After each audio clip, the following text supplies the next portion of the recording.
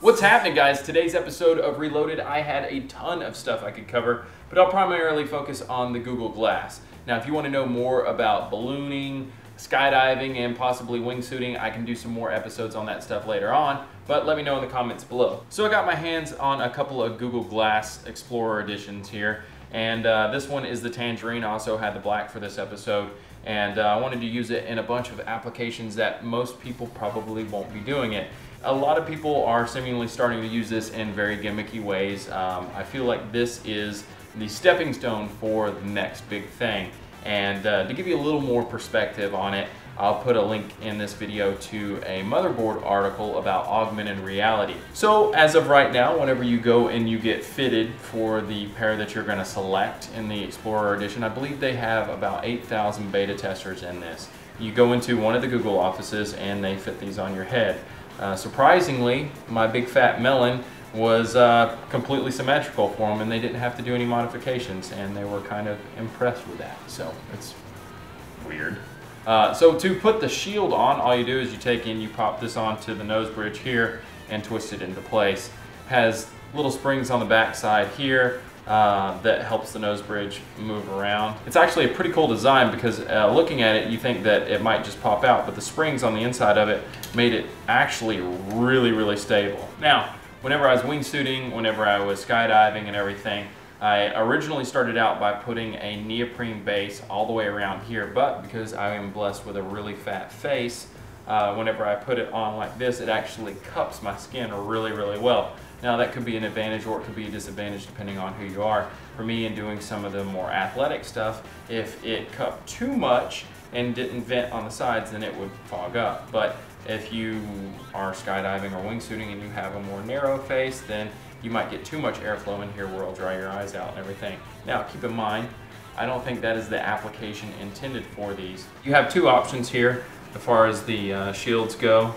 You have the clear one and then you have the shaded ones here. Just pop those on like that. For the sake of doing what I'm doing with the different types of extreme sports and stuff, I wanted something that's going to stand out really well. And whenever I'm using the clear shield with the tangerine color here, it stands out really, really well, and you can notice it whenever I'm skydiving, just about anything that I'm doing. Now, going through the menus, if you are one of those people who are on Android like myself, you can take and you can pair your device with your cell phone and go into your devices and screencast. So whenever I take a picture, you get to see what I'm seeing here. Look at that. Now, this doesn't have your standard speaker in it. It works a lot off of vibrations or something like that. You might have to Google it. I don't even know. And honestly, inside the airplane, I could hear this thing really, really well. And the cool thing about it is with a GoPro or something like that, whenever you are skydiving or whenever you're doing different applications where there might be a lot of wind, maybe on a motorcycle or something like that, the audio on it from it hitting the microphone distorts it and you hear that crazy noise. But with this, it was actually pretty clear because it was inside my helmet and the speaker and everything is on the side of my head right here, so whenever I would talk, you could hear everything fairly clear. So that, I thought that was really cool. I personally don't know if I would buy a pair of these just because of the price tag right now. I know Recon Instruments does have their pre-orders for their Jet, which is a competitor or a sport model that is comparable to these in a few different ways. The HUD's located in a different position and it's a third of the price of the Explorer models. I'm sure that they're going to drop these down as it gets into the near future, but I just don't feel like these are that necessary right now.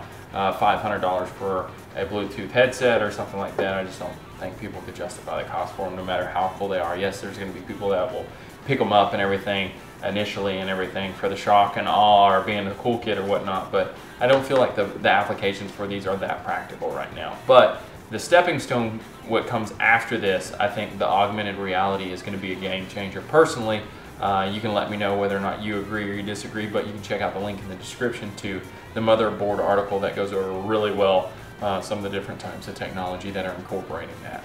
I know I've been using this in some pretty impractical applications. What I want to know from you guys is, do you want to see me do something like operating different types of weapon systems, detonating explosives, or using it wingsuiting? What type of applications would you like to see me use that in? Let me know in the comments below. Don't forget, new episodes of Reloaded every single week right here on TechFeed. See y'all next time.